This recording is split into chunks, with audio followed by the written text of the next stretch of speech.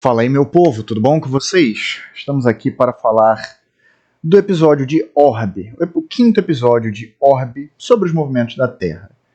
É importante que eu vou tentar ser um pouquinho mais suave em termos de voz nesse comentário, porque eu vim de um evento em que eu fui comentarista essa noite, esse final de semana, então minha garganta ainda está se recuperando um pouquinho. Mas dito isso, meus caros, vamos falar um pouquinho desse episódio. Antes de mais nada, eu quero que vocês, por favor, se inscrevam no canal, caso não sejam inscritos ainda. Muita gente que assiste não é inscrita. E deixe seu joinha e compartilhe esse vídeo. Compartilhe a playlist, melhor ainda. Porque Orbe é um anime que merece ser visto, merece ser debatido. Ele traz assuntos muito importantes, muito fortes, ainda mais numa sociedade que está vivendo numa guerra de desinformação e de desprezo à ciência. Então a gente está vivendo em tempos de uma inquisição moderna e eu vejo em Orbe uma chance de levantar esse debate através de uma obra fictícia que toca profundamente numa ferida extremamente real da nossa sociedade, tá? No episódio de agora de Orbe, a gente teve a continuidade que nos leva até o final do episódio 3. O que quer dizer isso, né? A gente vai ter a continuidade daquela fuga do último episódio. Eles vão render o cocheiro, vão levar a carroça para o outro lado. O Novak vai ser visto em ação de novo. E a gente vê o Novak realmente como um cara meio nihilista, né? Ele meio que... Ele segue a igreja porque a igreja tá pagando e tá bom. E ele não se importa o suficiente para ressaltar, pra acreditar ou não acreditar em Deus ou o que quer que seja, entendeu? Ele é claramente uma amostra viva da hipocrisia da igreja. Porque ele nitidamente não tá nem aí para os ensinamentos da igreja, senão ele não torturaria pessoas, senão ele não mataria pessoas, senão ele não faria tudo o que ele faz. E ele não sente, ou pelo menos ele não demonstra sentir nada, nenhuma importância por aquilo que ele está fazendo. Ele faz aquilo com os hereges, assim como ele faria com pessoas que não fossem hereges, e assim como ele abate um ser humano como se ele estivesse abatendo uma formiga, entende? Como se ele estivesse abatendo uma erva daninha do jardim. Esse é o nível de importância que ele dá. Ou pelo menos que ele aparenta dar para tudo isso. E com alguém do nível do Novak perseguindo eles, né, eles são levados ao limite. Porém, dado um sacrifício do herege em questão, que entrega uma missão no fim da vida. E olha que coisa curiosa nesse episódio, né? O herege, ele se interpõe, ele se entrepõe entre a lâmina do Novak e a vida do Oxy, né? E o peito do Oxy. Sendo que o Oxy tinha se rendido, ele estava tentando se entregar, né? Ele estava tentando só... Perdão, foi mal, desculpa aí, posso voltar? Ou seja, ele estava sendo salvo mesmo sem pedir e sem saber que precisava ser salvo. E quando isso acontece, o herege entrega a ele a orbe que o Rafael carregava no peito. E o que acontece, né? Nessa situação toda, o herege explica um pouco mais sobre como ele encontrou a arca, né? E que ele tinha encontrado essa arca porque ele tinha interesse em astronomia. E numa dessas buscas dele por um local para enxergar melhor o céu, ele encontrou as marcações. De um lado, o cinturão de Órion e do outro, se eu não me engano, a estrela polar. Eu posso estar completamente enganado, a astronomia, admito, não é o meu forte. Se eu tivesse que me guiar pelos céus, eu estaria ferrado. Mas, assim, Talvez eu devesse estudar isso algum dia, até porque tem um amigo meu que é doutor em astrofísica, então talvez eu tivesse que dar honrar isso um pouquinho melhor. Mas, assim, o meu primeiro amigo que eu fiz na vida, diga-se de passagem, tá? Mas ele... Mas o que acontece? E entre essas demarcações em dois lugares paralelos ficava perfeitamente a montanha onde estava escondida a arca do Rafal.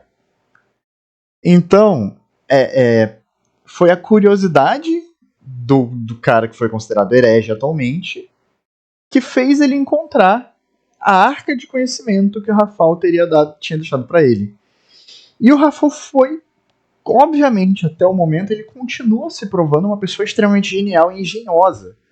Porque ele botou a arca num local que precisava que alguém tivesse interesse em astronomia, entendesse o que estava ali e fosse localizar aquilo. Então ele colocou aquilo como um mapa do tesouro para o pirata perfeito, entende? Para garantir que a mensagem dele chegasse em ouvidos que não fossem surdos. E o herege comentou, né, que também... não, ele não comentou mais coisas ainda. Nessa parte, não. Antes disso, né? Mas basicamente acontece essa situação de risco de vida. E eles conseguem, após um baita momento de ação, vamos dizer assim, que a gente vê que o Novak ele é um John Wick, digamos assim, né? Eles conseguem fugir. Muito porque o Novak simplesmente deixou pra lá. Ele falou assim, cara, a gente foi pago pra... A gente veio aqui pra proteger o herege morreu no acidente, então se dane. E aí eles recuam. E os outros dois seguem. E eles encontram, de fato, como a gente vê no final do episódio 3, que é a primeira apresentação que a gente tem deles, que eles encontram a arca do Rafal. E é muito curioso, né? Porque o Oxy não sabe ler.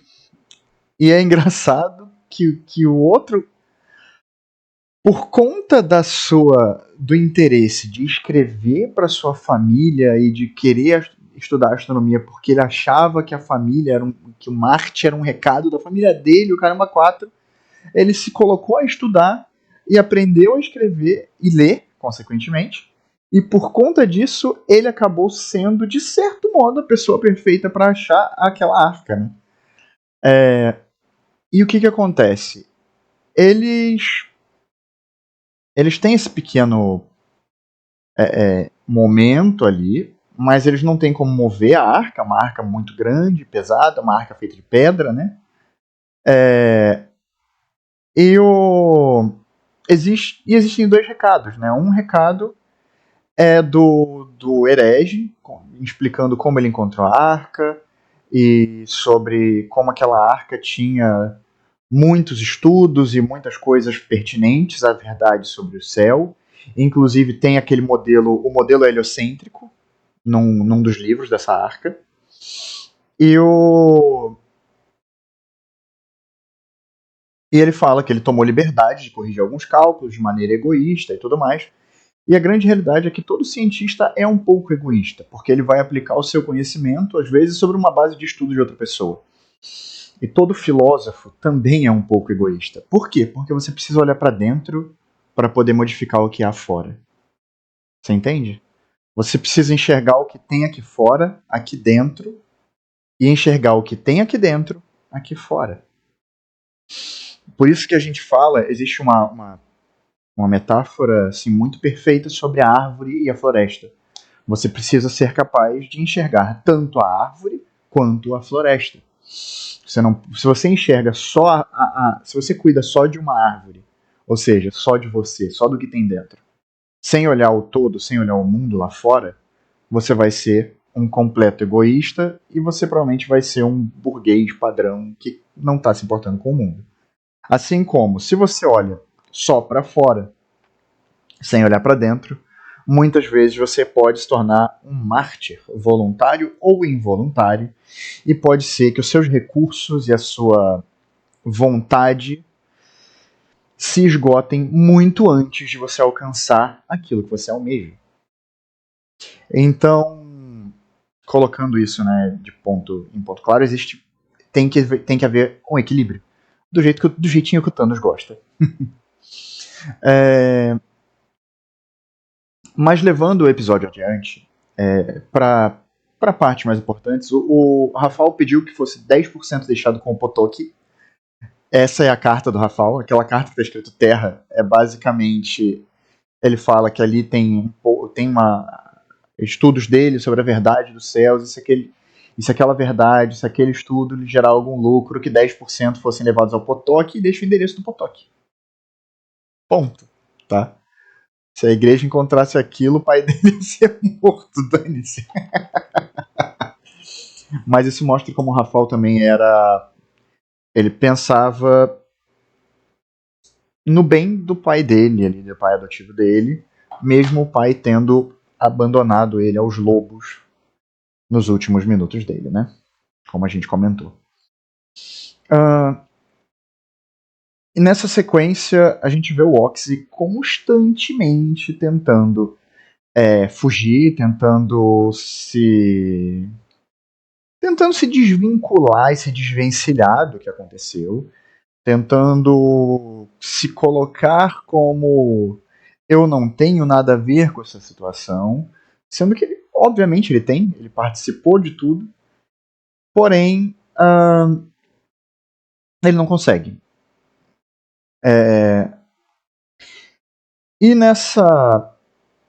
nesse momento em que eles vão tentar encontrar a pessoa certa para vender aquele conteúdo e aquela coisa, e que aí é onde rola tudo, eles vão tentar achar uma ponte para atravessar, e a ideia deles é encontrar o Badeni, que é um monge, e é um padre, né?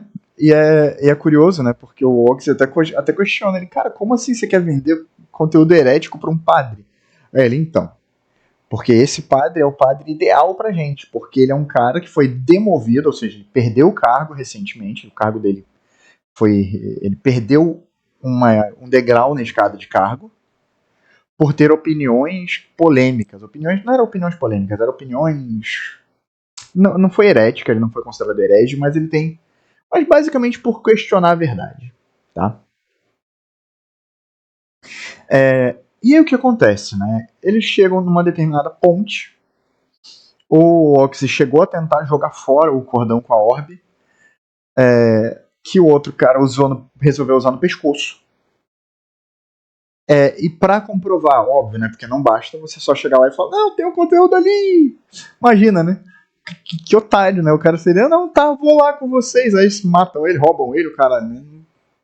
Então, eles levam um livro, aquele livro de estudos do Rafael, eles levam com eles, porque era algo que dava pra carregar, pra poder mostrar pro cara e comprovar que eles encontraram aquilo, né? E o que acontece? Quando eles finalmente encontram uma ponte que está inteira, você tem um pequeno foreshadowing. Porque você vê a ponte ali, mas você vê que tá cheio de raízes e tudo mais.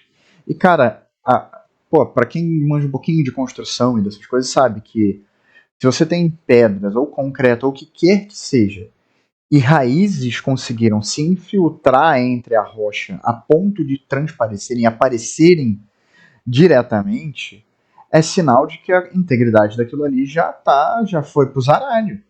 Então, a ponto de ser mais seguro você segurar na raiz do que na própria pedra, né? Então, o que acontece? Quando eles passam por ali, o que acontece? A ponte começa a desmoronar. O Oxy consegue sair do caminho, mas o outro cara não consegue. O Oxy tenta segurar, aí o Oxy pega numa vinha, pega no livro, basicamente, e aí o cara fala, não, você tem que seguir adiante, você tem que levar o conhecimento, e você tem que fazer tudo isso, e você tem que levar. E o Oxy, ele tinha comentado logo antes, quando eles estavam na ponte, na verdade, ele comenta, né, sobre A grande realidade é que... Cara, eu tô me sentindo muito culpado por não lembrar o nome do outro cara, olha que legal. Eu sei que é Gar alguma coisa. Olha que legal. Alguns de vocês já devem ter percebido que eu não lembrava o nome dele, né? O baixinho bigodudo. Mas o que acontece? E olha que eu acabei de ver o episódio, tá? Só pra deixar claro. Eu tô fazendo isso daqui com o episódio vivo na mente, sabe? Pra não perder informação. Mas eles têm esse pequeno diálogo onde o outro cara fala: Não, eu resolvi, eu até pouquíssimo tempo atrás, eu era o cara que culpava tudo e que jogava minhas esperanças pro céu, na expectativa de uma mensagem da minha família, pra finalmente ver a. E sendo que. E eu tinha meio que perdido as esperanças no mundo direito e estava amaldiçoando tudo e todos pelo que aconteceu à minha família. Mas com esse conhecimento, com essas coisas, eu passei a jogar as minhas esperanças no mundo. Ele se tocou muito, ele foi muito tocado pelas palavras do monge, do monge herege na palavra, no episódio anterior, né? Que falou exatamente sobre o mundo ser muito mais belo que o paraíso. E que você conseguir encontrar esperança e conseguir encontrar felicidade no meio de tanta destruição, desesperança e caos que existe aqui, é muito mais belo do que você jogar tudo nas mãos de uma esperança efêmera no céu. E, cara, isso é lindo. Isso é realmente lindo, tá? Então, quando ele fala isso, o Oxy, ele comenta que ele não acredita que esse mundo deva ser valorizado, como a gente sabe antes, né, como apareceu na apresentação dele, porque esse mundo é podre, é ruim, é maculado, e tudo que é de bom, de puro e de correto está no paraíso. Então, então ele faz essa colocação e fala ainda que ele aprendeu que os céus não são para nós, não são feitos para que nós detenhamos nossos olhos sobre eles, e sim que eles são de algo celeste, algo que não é nosso, algo que é superior a nós. E o Oxy, desde então, tem medo de olhar para o céu. E a gente entende perfeitamente a metáfora que teve na imagem antes, que era onde as estrelas, os planetas e tudo mais eram vistos como olhos olhando para baixo. Então ele falou que a partir daquele momento que o padre ensinou que o céu não era nosso, que o céu é algo além do nosso alcance, muito além da humanidade e ao alcance do paraíso de seres celestes apenas, ele passou a enxergar os corpos celestes como olhos que julgam a humanidade e não como algo para ser contemplado por ela. Então ele temia olhar para o céu e ele enxergava como uma espécie de julgamento constante as estrelas. Então, curiosamente, isso é usado no argumento final da parte seguinte. Porque quando eles vão atravessar a ponte, um pedaço dela desmorona, ele se prende pelo livro. Aí no final das contas, o cara fala: Não, siga sem mim. Desiste. E o Oxy faz um malabarismo, dá um giro, caramba, 4 e prende o pé no cordão do pescoço do cara. E nessa hora, o cara fala: Não, que a era vai se romper, nós dois vamos cair, não dá, não dá, não dá. E aí é que vem o mais curioso, tá?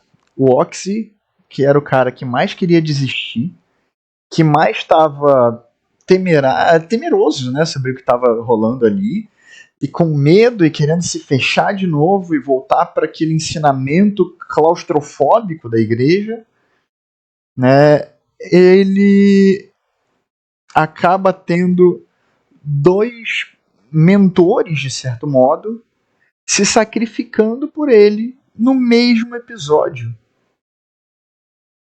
em prol da verdade, em prol de algo maior. Então, cara, é surreal que eles tenham basicamente o Oxy, ele recebe a última vontade do herege e a última vontade do antigo companheiro dele, que fala que quando que ele pega o cordão, arrebenta com a mão e fala, mas antes disso ele fala pro Oxy, cara, eu deposito todas as minhas fichas em você. Eu deposito as minhas esperanças em você. E ele fala, mas eu não tenho as suas pretensões, eu não tenho os seus desejos, eu não tenho as suas vontades, eu não tenho essa ambição. E ele fala, tudo bem, mas tenha, mas enxergue esse mundo com outros olhos. Tente encontrar a esperança aqui de novo. Viva de novo. E até você conseguir olhar para o céu de novo e perder esse medo. Então, ele fala, esse é o meu destino. Ou seja, é foda, cara. Os dois caras que não acreditam no paraíso, que não acreditam no céu, que não acreditam nesse pós-vida paradisíaco que a igreja vende, se sacrificam pro único cara que dizia que se morrer você vai pro céu, viver, e esse cara é o que tinha mais medo de morrer deles todos.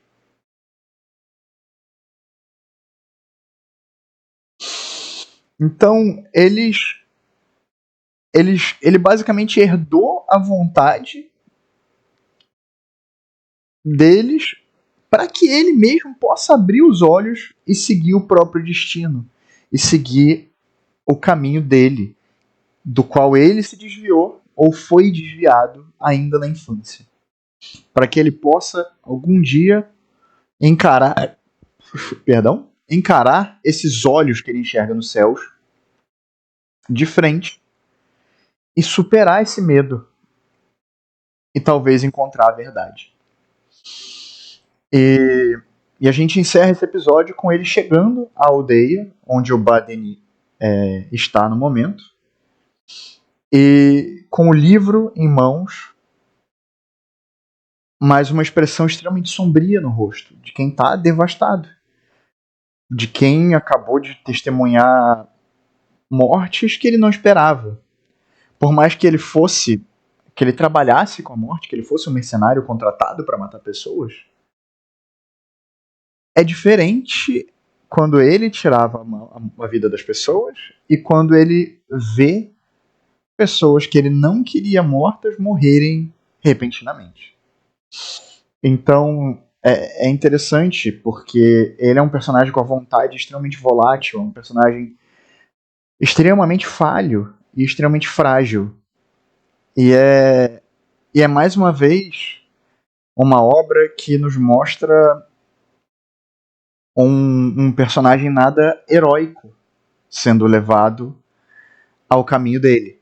Porque por muito tempo a gente viu Super-Homem, a gente viu os heróis super poderosos que são sempre bastiões da honra e do bem e tudo mais.